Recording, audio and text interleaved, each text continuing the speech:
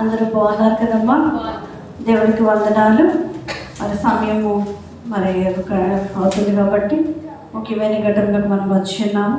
ఈ దినములకు ఏర్పాటు చేయబడినటువంటి వాక్య పాఠ్య భాగము సువార్తల నుండి మత్తయి సువార్త 6వ అధ్యాయము 6, 5, 6, 7 వచనాలు ధ్యానం చేసుకుందాం. మరియు మీరు ప్రార్థన చేయనప్పుడు వేషధారుల వలె ఉండవద్దు. మనుషులకు కనబడవలెనని సమాజ మందిరములోను వీధుల మూలలలోను ప్రార్థన చేయుట వారికి ఇష్టము. వారు ఫలము పొంది ఉన్నారని నిశ్చయముగా నీతో చెప్పుచున్నాను. నీవు ప్రార్థన చేయనప్పుడు నీ గదిలోనికి వెళ్ళి తలుపు వేసి రహస్యమందున నీ తండ్రికి ప్రార్థన చేయము. అప్పుడు రహస్యమందు చూచు నీ తండ్రి నీకు ప్రతిఫలం ఇచ్చును. మరియు మీరు ప్రార్థన చేయనప్పుడు అన్యజనుల వలె వ్యర్థమైన మాటలు వసింపవద్దు. విస్తరించి మాట్లాడటం వలన తమ మనవి వినబడవలెనని వారు తలంచుచున్నారు. ప్రార్థన చేసుకుందాం. మహిమోన్నతుడ మహిమాస్తులపై నీకు నమస్కారం స్తోత్రాలు చెల్లిస్తున్నాము. దేవా, ఈ వాక్యం ధ్యానించుచుండగా తండ్రి స్వంత బుద్ధి స్వంత జ్ఞానము ఇక్కడ పని చేయవద్దు. వచ్చి వేసిన వారందరినీ నీ అద్భుతం నింపండి. నా తండ్రి శ్రద్ధతో భయభక్తులతో వారి హృదయం పలకలపైన మేము రాసుకున్నట్లు నెంబర్ వేసుకున్నట్లు నా తండ్రి విని నడుచుకున్నట్లు నీ వాక్యానుసారంగా జీవించినట్లు నీ ఆత్మ సహాయం దయచేయండి. ఇదిగో ప్రభా, వాక్యదారిగా దిగివచ్చి నీ విడలకు నా తండ్రి ఏ వాక్యాహారము మాటలు నా తండ్రి అవసరమైన మాటలు మీతో మాట్లాడి ఆదరించి బలపరిచి నా తండ్రి ఆత్మీయ స్థితిలో నూరంతల స్థితి కలిగి ఉండడానికి సహాయం చేసి కృప చూపించమని వాక్యమే దిగి వచ్చి బోధించుతున్నటువంటి యేసయ్య నామములో ప్రార్థించి వేడుకుంటున్నాం తండ్రి, ఆమేన్. ప్రార్థనా శక్తి నాకు కావాలయ్యా. గ్రూప్లో పోస్ట్ చేశాను చూడండి. ఒక అభిషేకం కావాలయ్యా. అందరూ పాడతాం. అందరికి వచ్చిన పాడే కదా సాగించారు. అభిషేకం కావాలయ్యా. యేసయ్యా కావాలయ్యా. నీ ఆత్మ అభిషేకం కావాలయ్యా. యేసయ్యా కావాలయ్యా. నీ ఆత్మ అభిషేకం కావాలయ్యా. ప్రార్థన శక్తి నాకు కావాలయ్యా. నీ పరలోక అభిషేకం కావాలయ్యా. దేవుని సాన్నిధ్యంలోకి కూడా వచ్చినటువంటి ప్రియ విశ్వాసులారా, దేవుని నామంలో మీ అందరికీ కృపా సమాధానం కలుగును గాక. మరి ఈ దినమునకు ఏర్పాటు చేయబడినటువంటి ధ్యాన అంశము ప్రార్థన ఎలా చేయాలి, ప్రార్థన ఎన్ని విధాలు అనేది నేర్చుకుందాం. ఈరోజు ఈ వాక్యం చెప్పడానికి గల కారణం మీ అందరికీ తెలుసా అండి? చెప్పాలి అంటే నా మెసేజ్ ఎవరు వినలేదని అర్థము. 3 రోజులు దేనికోసం అండి? అంశం సంఘాల కోసం, సహాయ కాపర్ల కోసం, సంఘ పెద్దల కోసం, సంధి స్త్రీల కోసం, ప్రార్థనాపరులైన వారు కువైట్ ఇంట్లో ఉన్న ప్రతి ఏరియా వేస్గా రాత్రి చేస్తామా లేదా అండి? రాత్రి ఏ ఏరియా కోసం చేస్తాం చెప్పండి. సాల్మేలు ఎంతమంది ఉన్నారో పేరు నేను చదివి ప్రార్థనాంశం చేశాను. విన్నవారు ఎంతమంది అండి? ఏకిపించిన వారు ఎంతమంది ఉన్నారో లెక్క పెట్టారు కదా, కానీ వచ్చేవారు కొంతమంది. ఎందుకు రాలేకపోతున్నారంటే మనలో ప్రార్థన శక్తి లేదు. ప్రార్థన మనం చేస్తే దేవుడు కంపల్సరీ నడిపిస్తారు. కాబట్టి ప్రియ విశ్వాసులారా, ఈరోజు ఎవరి అంశం ఏమిటంటే ప్రార్థన. మన వాక్యమైనంతరము మరి చేపట్టుకొని గొలుసు ప్రార్థనలు చేయండి. కువైట్ ఇంట్లో ఉన్న వాళ్ళందరూ ఒక గ్రూపుగా, సంఘ పెద్దలైన వారు ఒక గ్రూపు, అలాగే సంఘ పెద్దలు సహాయకాపులు ఒక గ్రూపు. వారెవరి కోసము? సంఘ భారం కలిగి ప్రార్థన చేయాలి. అలాగని ఏరియా వేజ్గా అంటే మంగాఫు, మహబుల్లా, అబూ హలీఫా, అలాగే ఫింతాస్, ఈ ఏరియా వాళ్ళలో ఉన్నవారు ఎవరెవరికి తెలుసో వారు ఒక గ్రూప్ ఏర్పాటు మోకరించి ప్రార్థన చేయండి. కువైట్ ఇంట్లో వాళ్ళందరూ కలిసి ఒక గ్రూపుగా మోకరించి ప్రార్థన చేయండి. అలాగే సల్వా గురించి కూడా రాత్రి చేసాం. సల్వాలో ఉన్న ప్రతి ఒక్క తల్లుల కోసం చేసాం కదండి, చేస్తాం. ఈరోజు మరి హవాలీలో ఉన్న విశ్వాసలేని తల్లి వారి కోసము బేస్మెంట్ కోసం ప్రార్థన చేయాలి. మరొకసారి చెప్పితే టైం వేస్ట్, గుర్తుపెట్టుకోండి. ప్రార్థన ఇది అయిన వెంటనే ధ్యానం అయిన తర్వాత ఎవరికి వారు గ్రూపు గొలుసు ప్రార్థన చేయండి. అయిన తర్వాతే ముగింపు ప్రార్థన ఉంటుంది. సరే, వాక్యంలోకి వెళ్దాం. ఈరోజు 2వ రోజుగా ఉపవాస ప్రార్థన. మరి చాలామంది చాలా కాంగ్రిగేషన్స్ వారు ప్రత్యేక ప్రార్థనలు జరిగించారు కదండి. మరి ఈ సెలవుల్లో ఒక్కరోజైనా కూడి ప్రార్థన చేద్దామన్నప్పుడు మరి మనకి ఎవరు అనుకూలతగా లేకపోవడం వల్ల కూడుకోనలేదు. కాబట్టి ఆన్లైన్లో జరిగించడం జరిగింది. మరి 2వ రోజు మరి ఉపవాస ప్రార్థనగా ఏకీభవించమని కూడా నేను అనౌన్స్మెంట్ చేశాను.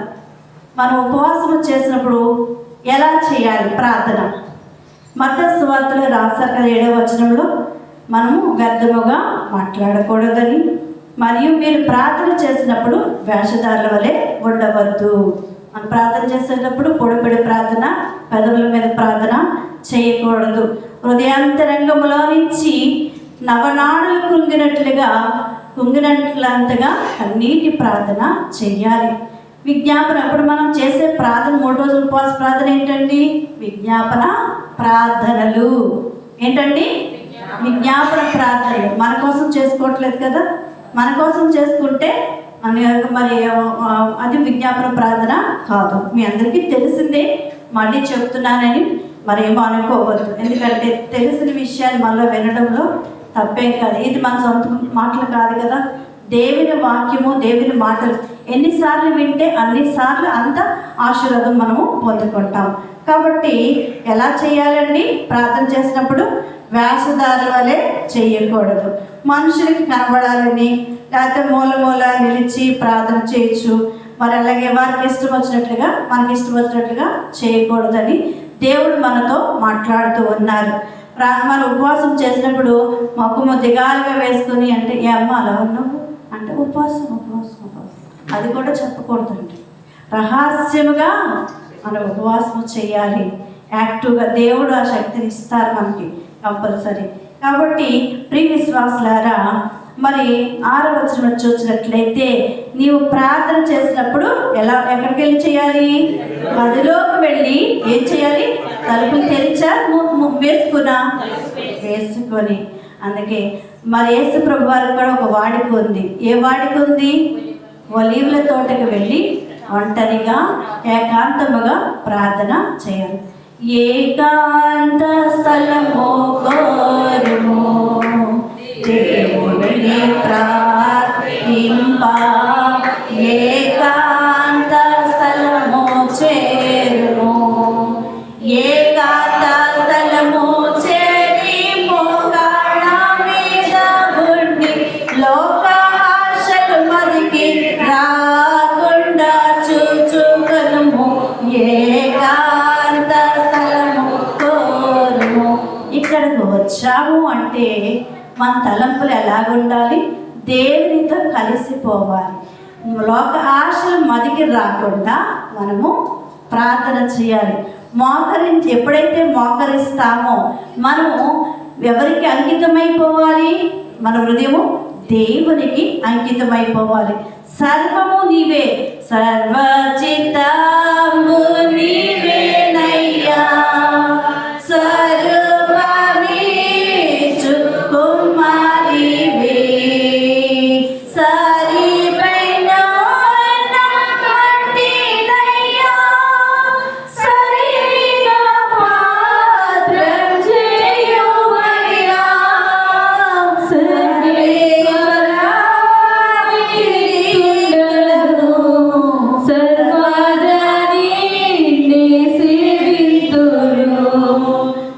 కాబట్టి లోక ఆశలు మనకి రాకుండా మనం ఏమనేది సమర్పణ చేసుకోవాలి? దేవా, నీవే నా సర్వచిత్తము, నీవు నా చేతులతో చేశావు, నీకు నేను సమర్పణ చేసుకుంటున్నాను, అర్పించుకుంటున్నాను, తీర్మానం చేసుకుంటున్నాను, సమర్పణ చేసుకుంటున్నాను. అలాగనే నేను నీతో వడబడుతున్నాను. ఏం చేయాలండి? మనం ఏం చేయాలి? వడబడిపోవాలి. ఈ లోకంలో మనుషులకి మన అవసరాలకు వడబడితే మనకు లాభం లేదు, దీవెన లేదు, ఆశీర్వాదం లేదు. ఈ లోకానుసారంగా గుట్టుమట్టులు చేసుకుంటూ చేసేది కూడా దేవుడికి ఇష్టము కాదు. ప్రార్థన చేసినప్పుడు స్వచ్ఛమైన హృదయంతో ఖాళీ కుండల వలె వచ్చిన మనము నిండుకుని వెళ్ళాలి అంటే కన్నీటితో ఆయన పాదాలు కడుక్కోవాలి. కాబట్టి మరి మీరు ప్రార్థన చేసినప్పుడు ఎలా చేయకూడదట? అన్యజనుల వలె వ్యర్థమైన మాటలు వసింపకూడదు. అన్యజనుల ప్రార్థన చేసినప్పుడు మన నోటికి ఏదొస్తుంది? మాట్లాడేసి చేసేయకూడదు. అది వాక్యాన్ని ఎత్తిపెట్టుకుంటూ, వాగ్దానాలు ఎత్తిపెట్టి మనం ప్రార్థన చేయాలి. ఎలా ప్రార్థన చేయాలి? దానియేలు చేసిన ప్రార్థన వలె ప్రభువా నా ప్రార్థన ఆలకించు. దానియేలు ప్రార్థన చేయగా ఏమైంది చెప్పాలండి? దానియేలు ప్రార్థన చేయాలి, విడుదల కలిగింది. కాబట్టి మరి దానియేలు గ్రంథము 4:34 చూసినట్లయితే, ఆ కాలము గడిచిన పిమ్మట నెబుకద్నెజరు నేను మరలా మానవ బుద్ధి గలవాడిని, నా కండ్లు ఆకాశం తట్టు ఎత్తి మరి చిరంజీవిను సర్వోన్నతుడగు దేవునికి స్తోత్రము చేసి గణపరిచి స్తుతించితిని. ఎలా చేయాలండి? ఆయన్ని సర్వోన్నతుడు కదా, సర్వసృష్టిమంతుడు కదా. మనం ఏం చేయాలి? దేవునికి స్తోత్రము చేయుము సృష్టికర్తకు, ఓ దేవా నరుడా, స్తోత్రము చేయుము సృష్టికర్తకు. మనం ఎప్పుడు నిత్యం ఏం చేయాలండి? ధూపం వేయాలి. ప్రార్థన అనే ధూపంతో పాటు స్తుతి ధూపము కూడా వేయాలి. ఆయన స్తుతులకు పాత్రుడు కనుక స్తుతిస్తూ స్తోత్రము చేయొచ్చు, ఘనపరుస్తూ ఆయన్ని మహిమపరచవలసిన వారమై ఉన్నాం. మరి అత్యధికంగా చిరకాలం వరకు ఆయన రాజ్యం తరతర వరకు అలా స్తోత్రము చేసినప్పుడు, గణపరిచినప్పుడు ఆయన రాజ్యం ఎలా ఉంటుందంట? నిత్యము కూడా మనతో నుండిలాగా దేవుడు చేస్తారు. అలాగ మరి మనవి చేయటం వలన చూడండి, చిరకాలమైన రాజ్యము తరతరములు మనతో ఉంటుంది. కాబట్టి ప్రియ విశ్వాసులారా, రెండవదిగా మొదటిగా దానియేలు వలె ప్రార్థన చేయాలి. రెండవదిగా మరి యోహాను వలె ప్రార్థన చేయాలి. యోహాను 1:9 చూసినట్లయితే, మన పాపములను మనం ఒప్పుకొని ఎడల ఆయన నమ్మదగిన వాడును నీతిమంతుడును గనుక ఆయన మన పాపములను క్షమించి సమస్త దుర్నీతి నుండి ఏం చేస్తారండి? మన పాపలు ఒప్పుకోకుండా ప్రార్థన చేయకూడదు. అందుకే 7 మెట్ల ప్రార్థన మన ఆత్మీయ జనకులు నేర్పించారు.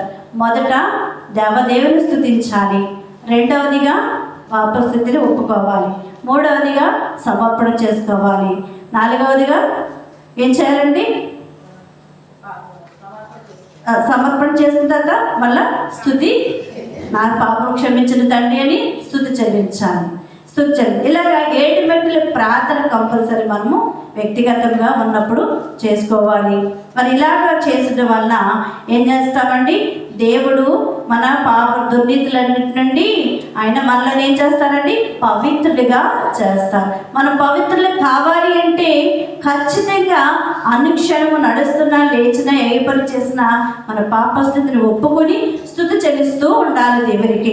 మూడవదిగా చూసినట్లయితే మొదటి తిమోతికి రాసిన పత్రిక 2వ అధ్యాయము 1-3 వచనాల వరకు రాయబడి ఉంటుంది. ఇక్కడ మరి చూసినట్టే సంపూర్ణ శక్తి మాన్యత్వము కలిగి, నెమ్మది కలిగి, సుఖముగాను బ్రతుకు నిమిత్తము అన్నిటికంటే ముఖ్యంగా మనుషుల కొరకును ప్రార్థన చేయాలి.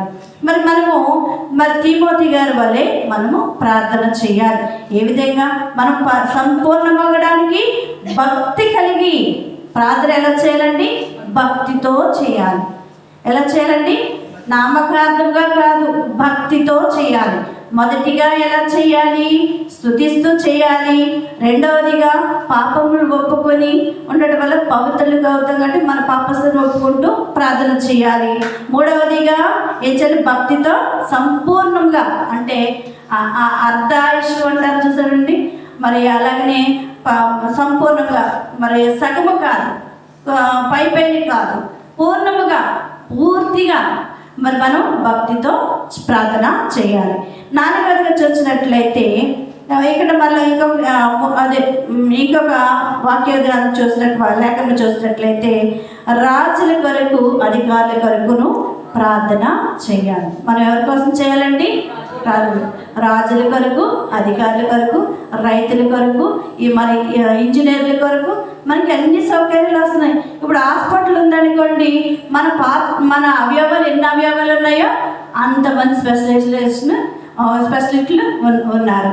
ప్రత్యేకంగా వారికి ఇప్పుడైతే ఉన్నాయి. అప్పట్లో అన్నింటికి ఒకే డాక్టర్ చూసేవారు. ఇప్పుడైతే కంటికి డాక్టర్, ముక్కుకి డాక్టర్, చెవికి డాక్టర్, నాలుగుకి డాక్టర్, తర్వాత గొంతుకి డాక్టర్, అలాగనే గుండెకి డాక్టర్, ఊపిరితిత్తులకు డాక్టర్, అలాగనే మరి కిడ్నీలకు డాక్టర్, అలాగే అన్నం అరగట్లేదు అనుకోండి ఇండోస్కోపీ చేయమంట, అదే పేగులకు డాక్టర్.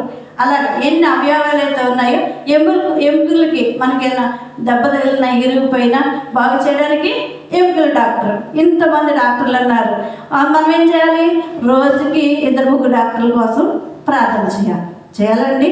అలా చేయాలంటే మరి డాక్టర్ కోసం ఎందుకు చేయాలి? దేవుడు జ్ఞానం ఇవ్వాలి కాబట్టి. మన యొక్క ప్రాణాలను కాపాడడానికి మానవుడి జ్ఞానం సరిపోతుందా? ఆయన జ్ఞానం ఇస్తేనే, ఆయన ఆత్మ ఆయనలో పని చేస్తేనే మనకి మరి జీవం ఉంటుంది. కాబట్టి మన భారం ఏమిటి? డాక్టర్ల కోసము ప్రార్థించాలి. రైతుల కోసం ఎందుకు చేయాలి? ఆహారం తింటున్నాం కాబట్టి, మనం తినడానికి వారు ఉంటేనే మనకి ఆహారం. కాబట్టి వారు ఎంత ఎండ చూడండి, ఇక్కడి నుంచి ఇక్కడ రావడానికి లోపలికి ఎంత మండిపోయిన ఎండ కదండి. లోపలికి వచ్చేటప్పటికి మీరు చాలా ఆయాసపడుతూ ఉన్నారు, నేను కూడా. కానీ అలాంటి మండుటెండలో కష్టపడుతున్నారు శ్రామికులు, ఎంతోమంది రైతులు. వారి కోసం భారం కలిగి మనం ప్రార్థన చేయాలి. రోజును మా పని పాటలు ఇవన్నీ చేస్తూ ఉంటారు, ఎప్పుడు ఉండేదే.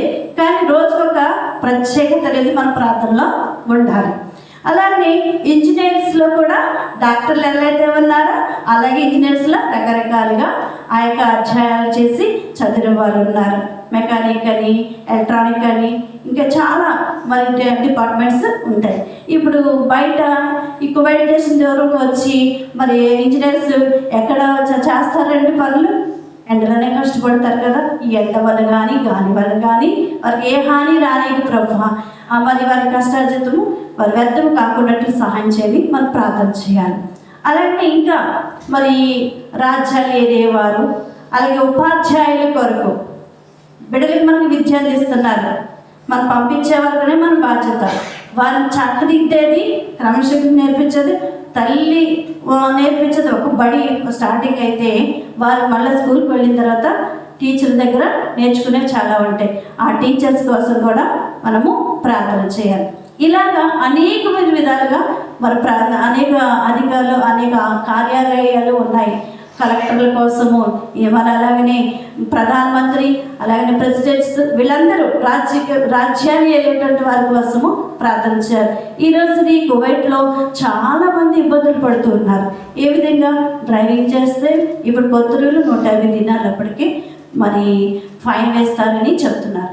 అలాగనే ఇంకా మరి ఎవరి దగ్గర సివిల్ ఐడి వారికి మరి రెసిడెన్సీ లేదో మరి ఏ కెమెరాల ద్వారా వాళ్ళు కనిపెట్టి వాళ్ళు 2 మార్కు వచ్చేస్తుందట, వాళ్ళని వెంటనే పట్టుకుంటారట.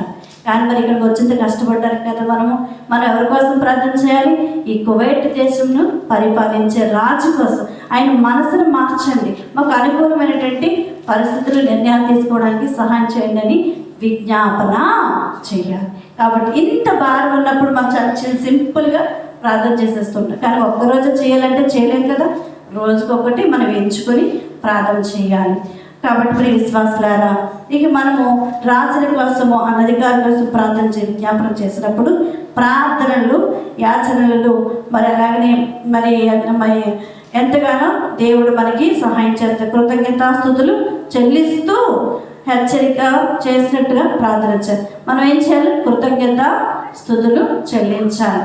మన దేవుని నిత్యము కూడా కృతజ్ఞతాస్తుతులు చెల్లించవలసిన వారమే. ఎలా చేయాలి ప్రార్థన? అధికారులందరికీ మమ్మల్ని దారంగా ఇచ్చివేసిన తండ్రి అని మరి అధికారుల కోసము, రాజుల కోసము, ఇంజనీర్ల కోసము, డాక్టర్స్ కోసం వీళ్ళందరూ మాకు దానం ఇచ్చిన తండ్రి అని కృతజ్ఞతాస్తుతి చేయాలట. మనం అలాగనే ఇంకా చూసినట్లయితే 4వదిగా ఇంకా మరి కృతజ్ఞతాస్తుతులు చేయవలని మనం నేర్చుకున్నాం కదండి. ఇంకనూ మనము ఎన్ని విధాలుగా ప్రార్థన చేయాలి అంటే దేవుడు మనకి భక్తులైన వారు రాశారు, ప్రార్థన వల్లనే పయనము, ప్రార్థనే ప్రాకారము, ప్రార్థనే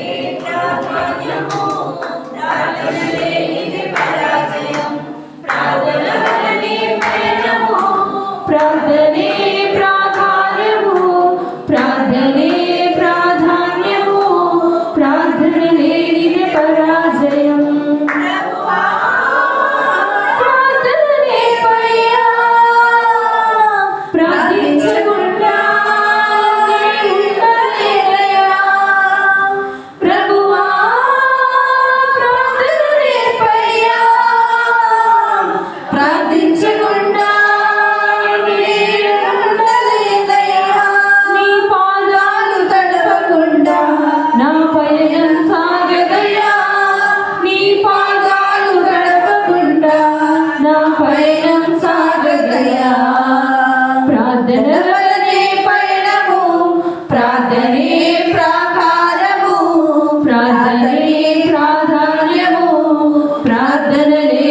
పరాజయం. ప్రార్థన లేకపోతే మనకి ఏం లేదండి, జయం లేదు. ప్రార్థన చేయకపోతే పరాజయమే, అపజయమే. అందుకే మనం ప్రార్థించకముందు, అందుకే మనకి ఏమి కావాలో ప్రార్థించకముందు ఆయన తెలుసు. కానీ మనం అడగాలి. అడుగుడి ఇవ్వబడును, తట్టుడి తీయబడును, వెతుకుడి దొరుకును అన్నారు. ఈ వాక్య వాగ్దానాలు ఎత్తి పట్టుకొని మనం అడగాలి, వెతకాలి, మరి తట్టాలి. ఆయన హృదయాన్ని మనము తట్టాలి, వెతకాలి. దేవుడు ఇచ్చేంత వరకు మనము మరి కనిపెట్టాలి. కాబట్టి ప్రియ విశ్వాసులారా, ఇది చూసినట్లయితే ఇది మరి కృతజ్ఞతల రాజుల కోసం మనం ప్రార్థన చేయడం మంచిదని తెలిసిన తర్వాత మన రక్షకుడు దేవుని సృష్టికి అనుకూలమైనదని అన్నీ మనకి అనుగ్రహించినాయి అన్నారు. కాబట్టి ప్రార్థన లేకపోతే మనకి అపజయమే. కనుక ప్రార్థన ఎలా చేయాలి, ఎన్ని విధాలుగా చేయాలి, ఎలా చేయాలి?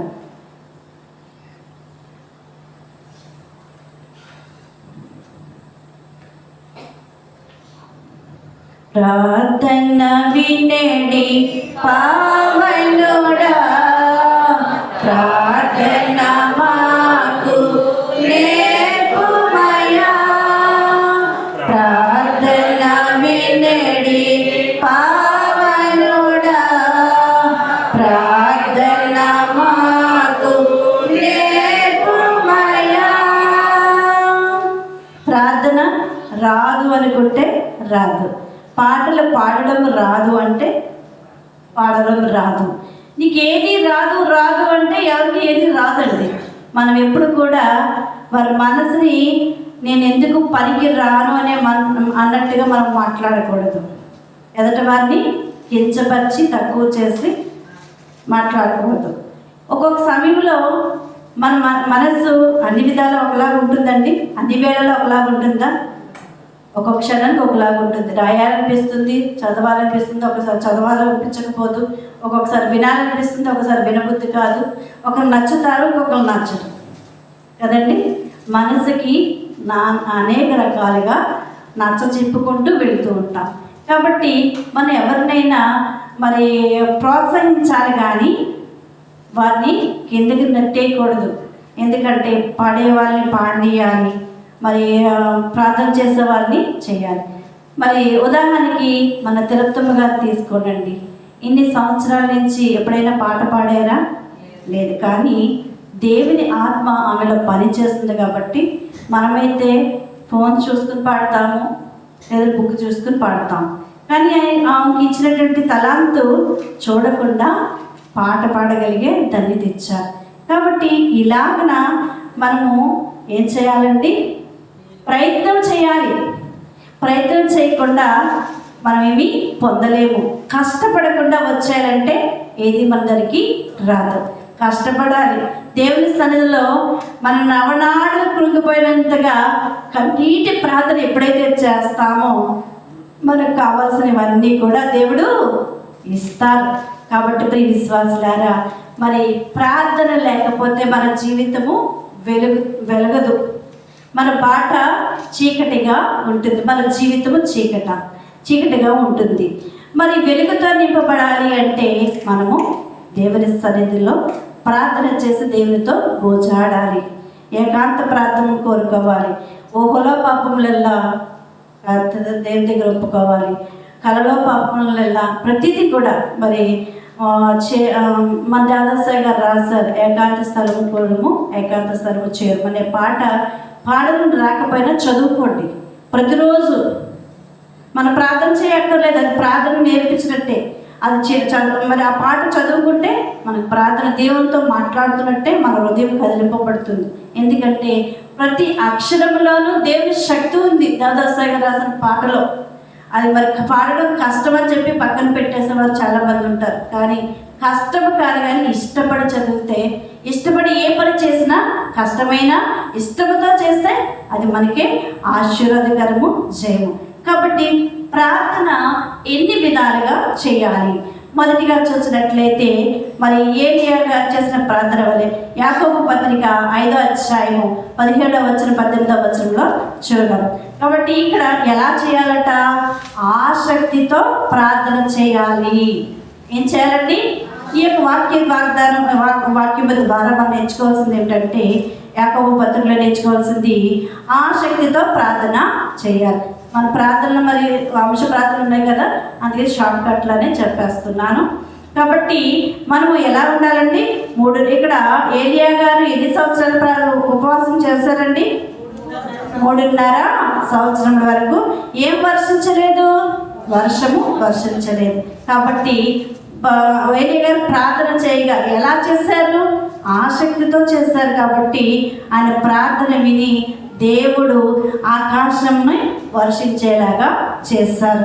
ఆ యొక్క ఆకాశం ఎక్కడ వర్షించిందని లేఖలు చూసినట్లయితే మరి 5వ అధ్యాయం యాకోబు పత్రిక 5వ అధ్యాయం 17-18లో వ్రాయబడి ఉంటుంది.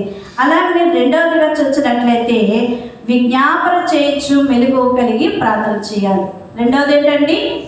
విజ్ఞాపన చేస్తూ ఎలా చేయాలి? కునిపాటు పడుతూ చేయాలి. అంతేనండి.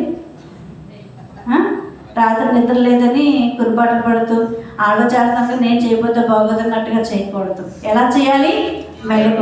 మెలకువగనుండండి ప్రియులారా,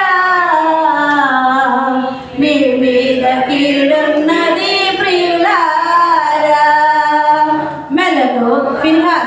మెలకువగనుండండి ప్రియులారా, మీ మీద కీడున్నది ప్రియులారా. మనకేమొస్తుందని మెలుగుగా లేకపోతే కీడు వస్తుంది. ఆ కీడుని గెలవాలి అంటే మనం ఎలా ఉండాలి? ఎప్పుడైనా దేవా ఇప్పుడు వచ్చి నేను తీసుకెళ్తున్నానంటే దేవా నేను రెడీ, నేను సిద్ధం అని చెప్పగలిగే స్థితిలో మనం ఉండాలి. ఎలా నిద్రపోతే మరి 10 మంది కన్యకల్లో 5 ఎత్తబడ్డారు, 5 ఉండిపోయారు. ఉండిపోయిన వారి వరుసలో మనం ఎప్పుడు ఉండకూడదు. ఎందుకంటే మన పెళ్లికి మాత్రం సిద్ధపరిచేటట్టు బైబిల్ విషయంలో మనం ఉన్నాం కనుక మనం సిద్ధపరిచేది పరిశుద్ధాత్ముడు. ఇక్కడ ఏర్పాటులో బంధించింది దాదాసాయి గారు. కాబట్టి ఈ బంధము తెగిపోయిన బంధము ఎంత విడుచుకుందామన్నా మళ్ళీ వెనక్కే రావాలి. ఎంత కాదనుకున్నా, ఎవరు వద్దనుకున్నా, ఎవరు ఇష్టం లేదనుకున్నా ఎక్కడికి రావాలి? దేవుని సన్నిధికి ఏర్పాట్లోనికే రావాలి. రప్పిస్తారు. ఆయన కృపది. ఇది మనదేమీ కాదు. మానవుడు మనం ఏమీ చేయలేము, కానీ దేవుడు మాత్రమే మరి నీకు మనకి దానికి సాధ్యము కానీ కూడా నమ్మట నీ వల్ల అయితే నమ్మవారి సమస్తమును సాధ్యమే కనుక అన్నీ సాధ్యమయ్యేటట్టుగా దేవుడు చేస్తాడు. రెండవదిగా ఎలా చేయాలండి? విజ్ఞాపన చేయించు మెలకువగా చేయాలి. మొదటగా ఎలా చేయాలి? ప్రార్థన, ఆసక్తితో ప్రార్థన చేయాలి. మూడవదిగా చూసినట్లయితే విశ్వాస సహితమైన ప్రార్థన చేయాలి. ప్రార్థన చేసేటప్పుడు విశ్వాసంతో చేయాలి. చేస్తున్నాం, నెరవేరుతుందో లేదో చూద్దాం అన్నట్టుగా నీరసించిపోయి అప్పుడే ప్రాణం పైకి పోతుంది అన్నట్టుగా ఫీలింగ్స్ మార్చేసుకుని ప్రార్థన చేయకూడదు. తప్పదు అన్నట్టుగా చేయకూడదు. ఇది నా బాధ్యత, దేవుడు నాకు ఇచ్చిన వరం. ఇది ప్రార్థన చేయడం కూడా ఒక వరమే. ఇక్కడ పాస్టర్లు సేవకులు అవ్వకలేదు, అందరము బోధకులమే. దేవుడిచ్చిన బాధ్యత ఇది. మనం ఒక మాట వల్ల, ఒక సాక్ష్యం వల్ల ఒక ఆత్మ రక్షించబడుతుంది. కాబట్టి మనం ఏం చేయాలండి? విశ్వాస సహితమైన ప్రార్థన అట ఎవరిని స్వస్థపరుస్తుంది? రోగిని స్వస్థపరుస్తుందని లేఖనములు చెప్తున్నారు. కాబట్టి ఈ యొక్క విశ్వాస సహితం గురించి లేఖనంలో చూసినట్లయితే లూకాసు వార్త యాకోబు పత్రిక యాకోబు పత్రిక 5వ అధ్యాయము 15వ వచనంలో వ్రాయబడుతుంది. చదవద్దు, నేను ముందుకు వెళ్తే ముగిస్తాను ఒక 5 నిమిషాల్లో. కాబట్టి మనం ఏం చేయాలండి? విశ్వాస సహితమైన ప్రార్థన చేసినప్పుడు ఎట్టి రోగమైన ఇట్టే దేవుడు స్వస్థపరుస్తారు కదండి. స్వస్థపడలేదా? మీరు మాట్లాడలేదు. మరి తల్లులు, తమ్ముళ్ళు, దేవుడు మనం స్వస్థత ఇచ్చారా లేదా? ఇచ్చారు. బాగు చేశారా లేదా? పడకల నుంచి లేపారా లేదా? లేపారు. కాబట్టి దేవుడు ఎంతో గొప్పవాడు. యేసు నామము కంటే ఏది గొప్ప? యేసు నామము కంటే ఏది? యేసు నామము కంటే ఏది గొప్ప? యేసు నామము కంటే ఏది? రోగాల గురించి, జ్వరాల గురించి, మరి జలుబుల గురించి, మరి ఊపిరితిత్తుల గురించి ఈ పాటలన్నీ దేవుడు స్వస్థపరచుచున్నట్టుగా దేవదాసాయి గారి ద్వారా ప్రభు రాయించారు. కాబట్టి మనం అనారోగ్యంగా ఉన్నప్పుడు ఈ పాట పాడుకోండి. రక్షకాన వందనాలు అనే ఒక పాట, యేసునామం కంటే ఏది గొప్ప అనేది. ఈ 2 పాటలు పాడడం రాకపోయినా మరి యూట్యూబ్లో అందరికీ తెలుసు కదా, ఆ ట్యూన్ పెట్టుకొని వినండి. అలాగని చెప్పేసి ఆ పాట విందామని తీసుకో దాంట్లోకి వెళ్ళకండి. ఈ వేలు ఎక్కడికో వెళ్ళిపోద్ది, టైం తెలియదండి. ఇదే ఫోన్ ఒక పెద్ద గడ్డ సైతాను. కాబట్టి దానికి ఎంత దూరంగా ఉంటే మనం అంత ఆరోగ్యంగా ఉంటాం కదండి. ఆరోగ్యమే మహాభాగ్యము. ఆరోగ్యం లేకపోతే మనం ఏం చేయలేమండి. ఆరోగ్యం కాపాడుకుంటే ఏదైనా సాధించగలము, ఏదైనా పొందగలుగుతాము, ఏదైనా దేవుని ద్వారా మనం స్వరాలు వినగలుగుతాము, వరాలు పొందగలుగుతాం. కాబట్టి విశ్వాసులారా, మనం ప్రార్థన ఎలాగ ఉండాలి? విశ్వాసముతో ఉండాలి, విశ్వాసముతో చేయాలి. అలాగే 4వదిగా చూసినట్లయితే లూకాసు వార్త 18వ అధ్యాయం 1వ వచనము ఎలా చేయాలి ప్రార్థన? విసుగక నిత్యము ప్రార్థన చేయాలి. ఎలా చేయాలండి? ఎలా చేయాలి?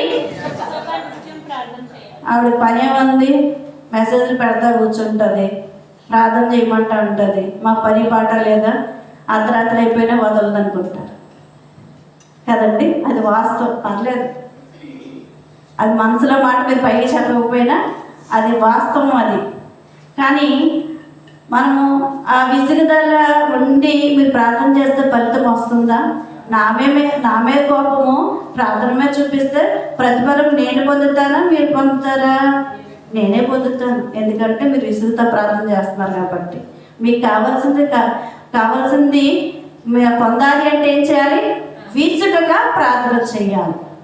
స్వస్థత పొందాలన్నా, మీ లోటులు తీరాలన్నా, మీ కష్టం తీరాలన్నా, మీ దుఃఖం తీరాలన్నా, మీకున్నటువంటి అవసరాలు తీరాలన్నా ఏం చేయాలి? విసుగగా ప్రార్థన చేయాలి. విసుగు ప్రార్థన చేసినప్పుడు ఆయన ఏం చేస్తారట? ప్రతిఫలాన్ని ఇస్తారు. విసుగగా ప్రార్థన చేస్తూ ఉపవాసము చెల్లించాలి. ఉపవాసం చేసేటప్పుడు కూడా విసుగుతారు చాలామంది. ఇంకెప్పుడు టైం చూసుకుంటూ ఉంటారు, ఎప్పుడవుతుందని. టైం చూసుకోకూడదండి, దేవుని సన్నిధిలో గడపాలి.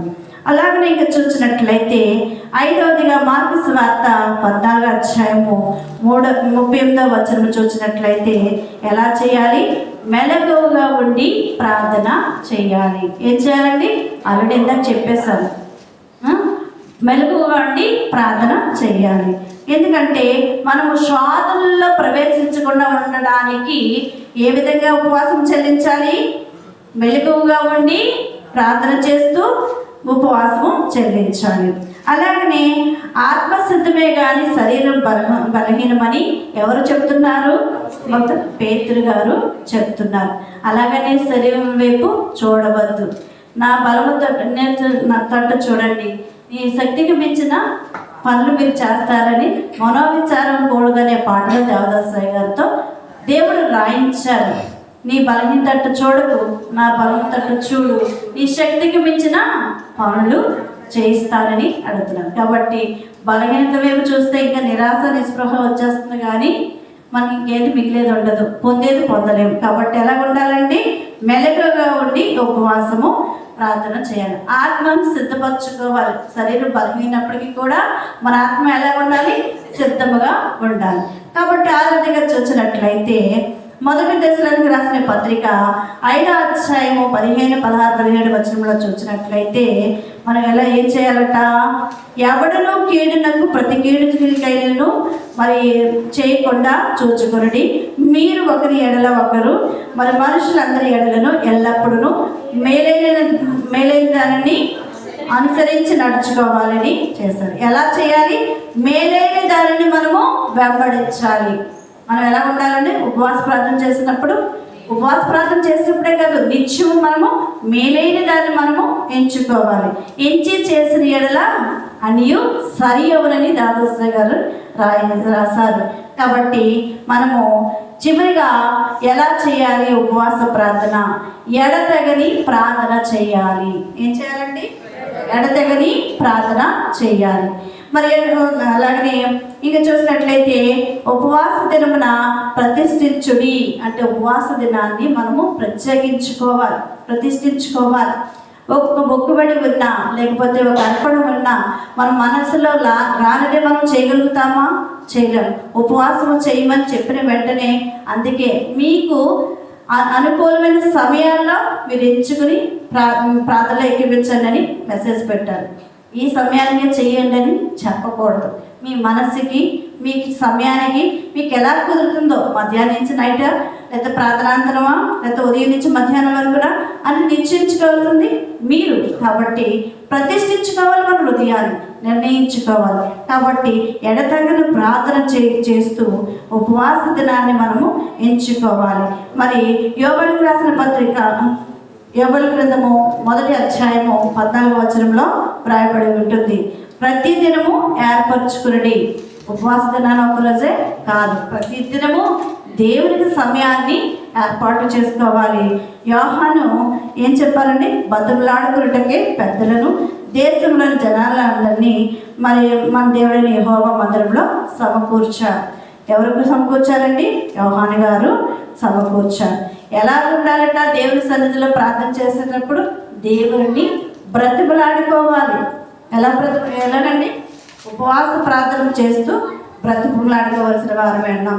కాబట్టి ఇక్కడ యాకోబు గారు ఎఫెసీయులకు రాసినటువంటి పత్రికలో రాశారు.